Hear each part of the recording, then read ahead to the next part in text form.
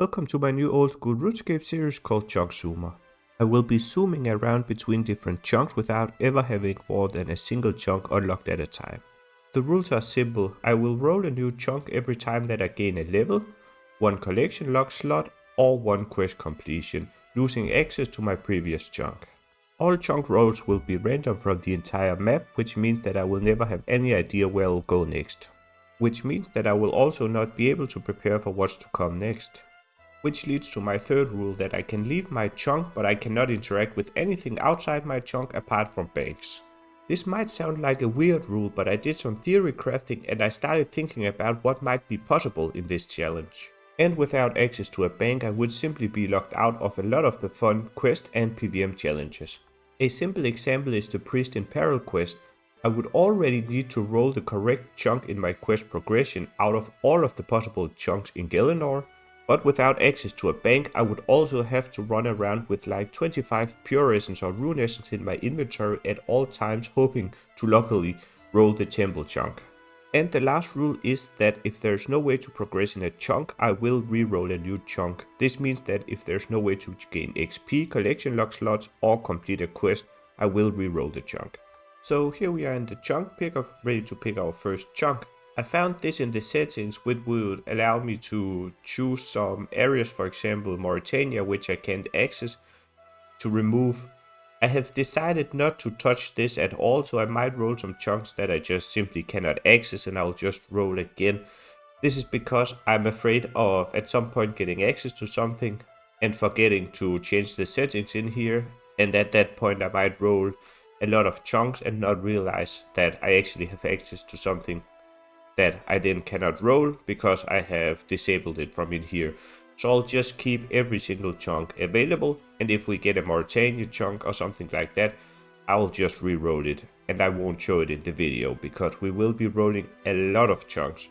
So I'll also probably be rolling the chunks, and I might not say that much live afterwards and cut to when I have something interesting to say, because if not it will be a lot of me yapping like right now about the chunk that we get, and especially in the beginning we will be rolling a lot of chunks. So this is a brand new chunk map, and let's see which one will be our first chunk. I am very interested to see how this works out in practice, and especially where we will start at level 3 without any items at all. So let's have a look. Random start. Wilderness. That's actually a very interesting first chunk, I think. The Rogue's Castle. Very interesting. I'll see you in game. And here we are in game for the first time on our very first chunk. I had to run all the way here because I cannot interact with anything outside of my chunk, so I didn't want to take the obelisks in case that they gave a wilderness diary step or something like that. So quite a long run. It's a very nice chunk. It has a lot of items on the ground, an iron dagger, and let me just pick it up, and the bronze square shield, which I found downstairs over here. This leads me to another rule that I thought about. It's a bit of a strange rule as well, since I allowed myself to bank. I will allow myself to bank one full inventory worth of every single item spawn, which means that the gold ores, here for example there are 5 spawns I think, I will be allowed to bank 5 times 28 gold ores. I made this rule with a maximum of 1 inventory of each item, as for example in the starting lumbers chunk there is an iron dagger over here and a general store. So if I were allowed to pick up unlimited items, I could pick up 10,000 iron daggers and sell them all, and I would have a lot of cash. That allow me to take more advantage of every single chunk roll, as I won't get in a situation where I just stay in the same chunk for a month picking up items, and then I won't ever need money again, for example. So while running around picking up some items and already getting PK'd for the first time, I wanted to talk a little bit about why this type of account and what the objective is. And I chose this type of account because I love the chunk aspect of having to make do with whatever the game gives me. And I really love randomness in games and having to adapt, so I like that I only have access to one chunk at a time, and it's very random what the game throws at me and what opportunities I will have. I also really love the idea that this account will have an end at some point, because I will definitely reach a point where there are no more levels to get. It could be maxing. I can promise you that it won't be maxing, because I won't have 99 chunks where I can train agility, for example. So I will have a lot of skills that I would love to train more, but won't get the opportunity to do so. So I really love the idea of that if I were to redo this account again with the same rules, everything would be very different, because I am very curious about what I would be able to accomplish gear-wise and stat-wise as well. And for example, this first starting chunk, the Rogue Castle, is very good for a starting chunk, I have realized, with all the item spawns on the ground, which allows me to bank a lot of items which I can either sell and some best of slot items as well. But if at a certain point, way later in the account, I were to roll this chunk again, it would also be very nice, because the Chaos Elemental can be killed in here, which would be very interesting as well, as it would allow me to get some collection log slots. And if I did another account with the same rules, I might never roll the Rogue's Castle late game, for example, so I would never be able to get some of the items that I would be allowed to get this run. So I just made this amazing discovery that there are these 3 chests that you can open without any thieving level at all.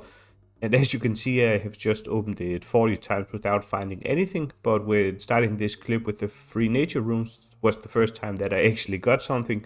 But as you can see from the drop table here, this chest actually has some very useful items. So I guess that I'll limit myself to 28 times that I actually get an item, which would count as picking up an item 28 times. I just got another nature rune drop, because this chest doesn't give any XP, so I can stay here indefinitely. And that's kind of what I want to avoid. So the chests outside actually give thieving XP, so if I ever were to open those, I would have a limit that at some point I would get a thieving level, and once I get that thieving level, I would be forced to leave the chunk, and I cannot stay here forever. So I'll stay here opening this chest until I get 28 drops, and then I'll show you what I got. And just a few seconds after finishing the last clip with the chest, you can see my inventory that I haven't really gotten anything yet. I got a count check. I'm not sure what I'll use the lamp on yet. Lamps are very interesting with my rule set, as they will allow me to get a way to train a skill that I could normally not train in a chunk. So if I am in a chunk where I don't know what skills to train, I will be able to use the lamp to avoid training the only skills that I am able to train in that chunk, for example. And here we are. This was the loot after 28 item drops from this chest. So as you can see in the chat down here, I opened it 368 times where it had nothing, plus the 28 items drops that I got. I kept count by typing a 1 every time that I got a drop. So this is going to be huge for the account in the future. 34 nature runes is amazing if I manage to find a way to get my magic level up, which might be a big if, because there aren't that many magic stores, and through monster drops it can be a very long process. But if at some point I actually get my magic level up to use these runes, it's going to be incredible. And here we are, close to getting our very first level on the account. I will be going for strength, as that was the skill that I trained on Tutorial Island as well, so it was the skill that was closest to getting a level. And I wanted to get as little XP as possible, because we would not be able to kill these rogues. This one has full HP because a PKer came by and he got angry when he couldn't attack me, so he killed the rogue instead. But they had too much HP and regenerated too quickly anyway, so I wouldn't have been able to kill a single rogue anyways. So before getting into our second chunk roll, I wanted to be talking quickly about what we would be looking for in a good chunk. Not that we can choose in any sense where we will be going, but something that would be excellent to get in our new chunk. And as mentioned earlier, this account will have an end where I cannot gain any more levels. The most probable cause will be that I can only train my combat skills, and I have already maxed my combat skills. So I would love to train pretty much any skill that isn't a combat skill in order to give me some more chunk rolls down the line, so every level counts. And apart from hoping to roll some of the non-combat skills, I would also love to roll some early quest progressions in some of the useful quests like Priest in Peril, as I have a dream of getting into Mauritania at some point. And I need to roll the correct 5 chunks in the right order So it is something that will be very difficult to do. So if I could get some of these quests rolling early, it would give me a much better chance down the line of actually completing some of them. So here we are back in the chunk picker once again. I did just do 2 rolls where I could not access neither of the chunks. One was in Mauritania and the other one was in Valamor. So I actually decided to go into the settings on the chunk picker and remove these 3 regions, and I just need to remember to add them again if I, for example, do Children of the Sun, which is probably the easiest one to get done. I don't think I'll do the elves quest ever. It will probably be way too difficult and way too many chunk rolls, but we'll see. So we're back in the chunk map, ready to roll our second chunk, and hopefully we get something good. Let's see where it takes us this time. The wilderness again. This looks like a very, very, very bad chunk. A very bad chunk. And I fear that my only option for getting XP is the lesser demons. And that's not going to be fun at all. But I'll see you back in the chunk.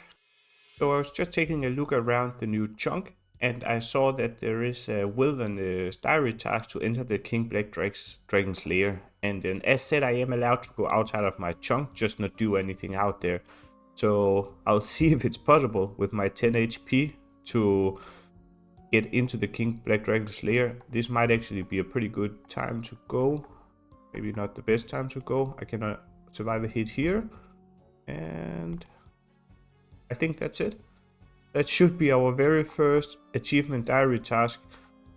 And now I'll just need to die, which shouldn't be hard. So, nice.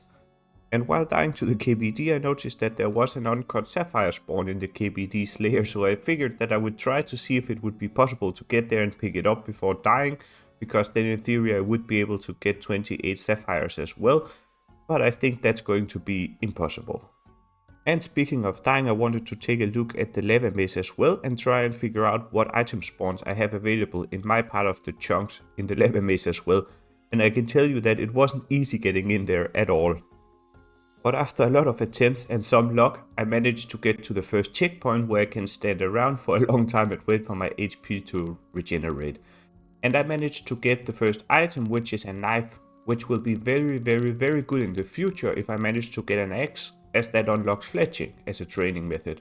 And here I got my second ever random event where I got an emerald as a reward. You'll see in my next clip that I still have it in my inventory, but I dropped it afterwards as I am obviously not in my chunk. I didn't realize that at the time. So here we are in the middle of the lava maze with all of our gold necklaces. I will be using my lamp right now because if I die on the way out, I will lose it, I think. I actually don't know what this means, but will be sent to a gravestone as coins. And I would rather not spend money on collecting it, if that is how it works.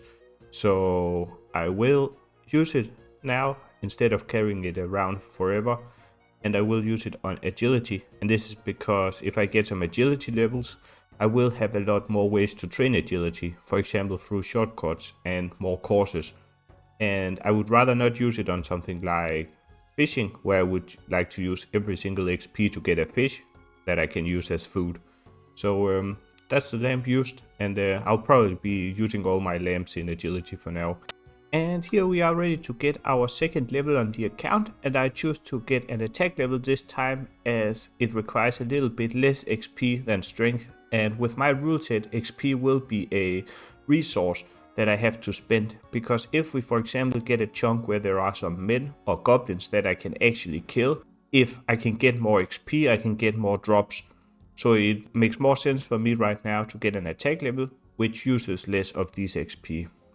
And while we are slaving away trying to get some XP on these black knights, as you can see in the clip, it will be impossible to kill one as I have barely done any damage, because they regenerate at the same rate as I actually managed to do damage. I figured that I would show the bank after these first 2 chunks, and we have gotten very lucky with the first 2 chunks. I would say with all of these items that we have managed to get, a lot of the chunks in game have a few monsters or a few trees or something like that and not much else. So I have been very lucky that I have been able to get all of these items. So a lot of these items that I have managed to pick up would be excellent to be able to sell in a general store, some other store at some point to get some money. Because if I manage to roll a shop at some point, it would be very nice to have some money to spend. So in the next role I would love a shop or a way to get an axe now that I have a knife as well, as that would allow me to start training woodcutting and fletching, and it would give me some more options for training some other skills apart from combat skills. And here we finally are about to get level 2 attack. If you look at the timer at the bottom, you can see that it took almost 20 minutes of flinching this single black knight because it had so high defense compared to my attack level and attack bonus. So it will be very nice to get this done. It took a while. And there we go, level 2 attack. And here we are ready to roll our third chunk. And as said, I will not be yapping too much, so let's just roll and see what we get. Hopefully somewhere I can actually get to. Ooh, that's nice. That's Easter Dogen. I can definitely get there. That's a very nice chunk, and I actually think that it has the general store that I asked for. So that's incredible. Maybe they even sell an axe in there, and then it would be pretty much the perfect chunk. So that's excellent. That's very, very, very good. That's it for this first video in my new series, and if you have made it this far, thank you very much for watching. And if you would like to follow along in this new series, feel free to like and subscribe. I will try to keep the videos a little bit shorter instead of making longer videos, that way I can upload more frequently.